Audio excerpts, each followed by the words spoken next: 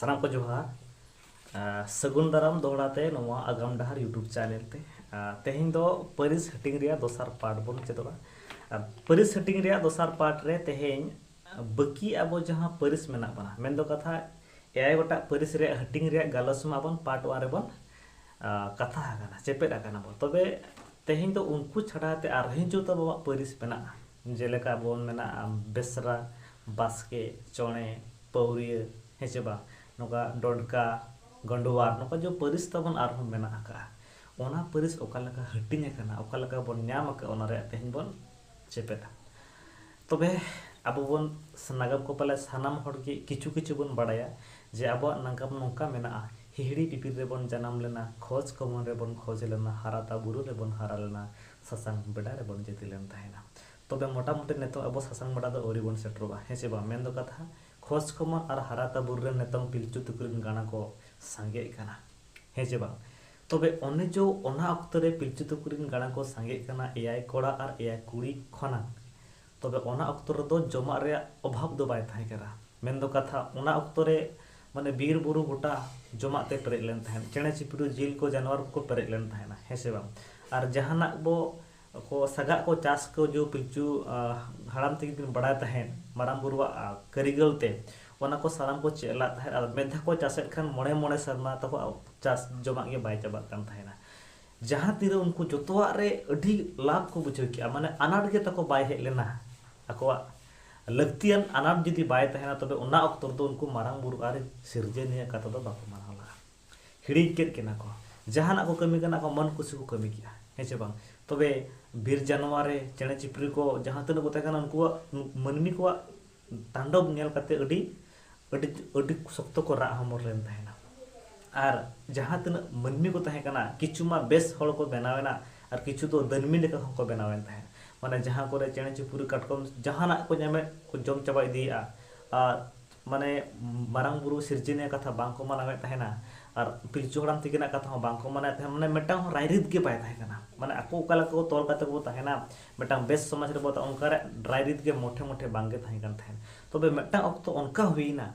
जे तिरला हपन को बाहर ओडक रे ओडी ओडी बरो को बुझे के उनका हॉल को बेना चाबलेन तहना चेदा से आको भीतर रे मेटांग रायरित बाय तहन कान तहना जहां दिरे बीर बुरु चेणे चिपुर जो को हाहाकार को बुझे के अड़ी दया को रा के उनको मनमी सिरजनिया सिरिज मनमी सिरिज नेलते तबे दो उनको जो मारांग बुरु को नेहरा दिया चेणे चिपुर को और मारांग बुरु दो सिरजनिया ठे नवा कथा सदर के जे उनको मनमी नेतम सना मंचपुरी रे जहां अब सरक अब ना जहां धरती मेना तब मृत्तिका रे नेतम अड़ी बड़ी आते मेना आका को तबे खान उनझो गे सिरजनिया दो अड़ी तो एदर लेन तहना अड़ी गे रगीना मनमी चेतान रे तबे खान उनछो गे सेंगल दा दो जड़ी ला तहना ओने को मेना नागम ते सेंगल दा एआई सिन एआई निदे जड़ी किया जहां तेरे सेंगल दा जड़िए तहना ओना अक्तो रे गे मारांग बुरु दो सत एआई परिस जोड़ दे आजा कोड़ाम कोले रे उकु धोला को दे माने सरित सत चरित जहाना को मेना को एआई परिस हol एआई परिस में हटिंग को तहे नागम मा पाटर बन पढ़ाव कना तबे एआई परिस रिन जहाना सत चरित हड़ जहां को तहे कना उनको माने एआई जोड़ दो एआई जोड़ सत चरित जोड़ दो आज कोले रे आज उकु धो के को उनको दो आलो को आतारो मा मेनते ओना साउंते साउंते जहां तेरे ना चेणे चिपुर को मेना को जीव जेल को मेना को उनको हुटु लतार को उकु के उनको दो आलो को आ मेनते तबे उनका लेकाते जे पूरा धरती पूरी दो सेंगल दाते एकदम जड़ियात को तबे एआई सिन एआई निदे सेंगल दा जड़ी चाबा तायम किछु किछु जीव जेली हो ढुडु करे को मा धीरे लतार करे ये गाते को बंचावेना और सत चरित हड़ जहाना एआई परिस हड़ मेना आकात को उनको दो मारांग बुरु कोले रेगे अजे बंचाव दोला को तहन जहां तीस एआई दा जो सेंगल दा एआई सिन एआई निदे जड़ी कते चाबायना तबे उनको जो तो ससन बड़ा ती विकेट को मोनरा मोटामुटी अब हाराता बुरु और जहाँ खोज खमन रे ना माने ओना अक्तो रे उनचो को ओंडे को हरा बुरु लेन थे बांगा तबे ओंडे दो एकदम से सेंगल दा ए जड़ी ला थे सिरजनिया हे चे बांग तबे सेंगल दा जड़ी चबाव तायम दो सिरजे उनी मारांग बुरु गे ना ससंग बड़ा ते दिए काट को ससंग बड़ा जहाँ तीर को सेटरा कना ओंडे नेल के को आर हो तुरुई जड़ मनमी दो ओका खन चो कष्टे मष्टे बांचा करते ओंडे को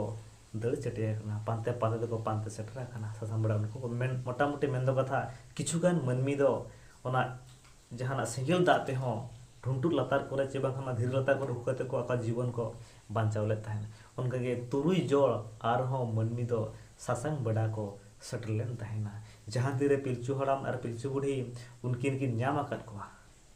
जहां तीरे पिलचू हड़ाम और पिलचू बुढ़ी उनकिन किन ᱧᱟᱢ आकाद कोआ तबे उनछो उनकिन हो आर हो परिस को हटिन आकाद कोआ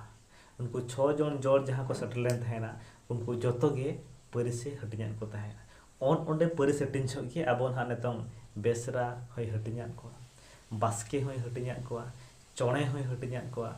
और पौरी होय हटिन कोआ गोंडवार हो ओंडे गे हटिन कोआ इना तायम आबो डोडका हो ओंडे गे परिस हटिन को तबे मोटामुटी मानांग रे एआई परिस पो ताहे कना नेतम आरो तुरुई परिस बन मेसायना मेन दो कथा आबो संताल समाज रे लाहा रे दो पिलचू गाना अमर रे दो गे पेल परिस ताहे कान ताहेना तबे जहाय डोडका बन मेताय कना डोडका दो हणु को सेंदरा को हणु जिल को जम थान उनको दो और डोडका जहाँ तक परिस डोडका परिस उनचो जहाँ तीरे उनको को हेलेन थान तुरुई गोटा सासांग बड़ा तको सेटरा कान ताहेन पांजा ᱧᱟᱢ आकाद को ताहेन को तो उंडे खन जहाना डोडका परिस किन एम आकादया उनी दो हणु गोज तरा काते किन हेलेन ताहेन ओना खातिर उनको दो डोडका परिस एमात को ताहेन और डोडका परिस तो हणु जिल को जमा जेहेतु उनको हणु जिल को जम ताहेना तबे उनको दो बीर रे को ताहेना माने हिजुक कान दिन रे सासांग बड़ा परे अब जो भारत दिसम सिंह दिसम कथा बो हेजना ना को यानी पारम काते ओना कथा ना बन गालोचा तबे उनछो तो उनको दो जेहेतु हणु जिल को जम ताहेना डोडका तबे उनको तो बीर रे को ताहेना तबे उनका खातिर के उनको दो बीरहण होबन मेता को थाहेन डोडका परिस तो जहां उनको तो बीरहण होबन मेता को तबे उनको जो डोडका परिस तो बीर रे को ताहेना और बाकी अब जो परिस पन सारेना गेलबार गोटांग परिस तो अब संताल लाहारे मा गेलपे परिस के ताहे कना तो गेलबार गोटांग परिस तबन अब संताल समाज दो मेना आका तबे एनते रहा के नेतों चोणे चोक आर नु पौरिया को गोंडवार को दो कटे कटे ते मुचाद इदिया कना पछे उनको गाना को बनु आना तो बाकी नेतों अब नेलो कान सामांग रे जहां परिस ने मेना तबे ओना दो नोटिया